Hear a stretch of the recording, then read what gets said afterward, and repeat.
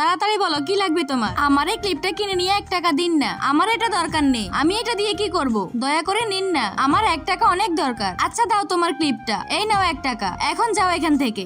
আমি দূর থেকে দেখলাম আপনি টাকা নিয়ে মানুষদেরকে ফোনে কথা বলাচ্ছেন। আমার দাদি বলে আমার মা উপরে চলে গিয়েছে, দয়া করে 1 টাকা নিয়ে আমার মায়ের সাথে কথা বলিয়ে দিন না। এইটা শোনার পরে রিয়া তার নিজের নাম্বারে ফোন দেয়। টেলিফোনটা তনির হাতে দিয়ে একটু দূরে গিয়ে তনির সাথে ফোনে কথা বলে। মা তুমি আমাকে নিতে কবে আসবে? জানো মা তোমার কথা খুব মনে পড়ে। মা তুমি যখন বড় হয়ে যাবে তখন তোমাকে আমি নিয়ে আসবো। সেই দিনের পর থেকে তন্নি দোকানে কিছু না কিছু নিয়ে এসে তার মায়ের সাথে ফোনে কথা বলে। একদিন রিয়া দেখে তন্নি অনেক মন খারাপ করে বসে আছে। কি হয়েছে মা, তুমি মন খারাপ করে এখানে বসে আছো কেন? তন্নি রিয়াকে দেখে জড়িয়ে ধরে। আমি আমার দাদির সাথে গ্রামে চলে যাচ্ছি, তোমার কথা অনেক মনে পড়বে। এই নাও, এটা আমার তরফ থেকে তোমার জন্য। কিন্তু রিয়া নিতে চায় না। তুমি যদি আমাকে ভালোবেসে থাকো তাহলে এটা তুমি রাখো। এরপর তন্নি সেখান থেকে চলে যায়। যখন রিয়া বক্সটি খোলে সেখান থেকে একটা চিঠি পায়। আমি আমার মাকে ছোটবেলায় দেখেছিলাম, সে সব সময় লাল রঙের কানের দুল পরতো। আমি আমার মাকে তোমার মাঝে দেখতে পাই, তুমি আমাকে নিজের মেয়ে করে নাও না। এইটা পড়ার পরে রিয়া তন্নিকে খুঁজতে থাকে। মা তুমি কি আমাকে খুঁজছো? তন্নিকে দেখার পরে রিয়া তাকে জড়িয়ে ধরে।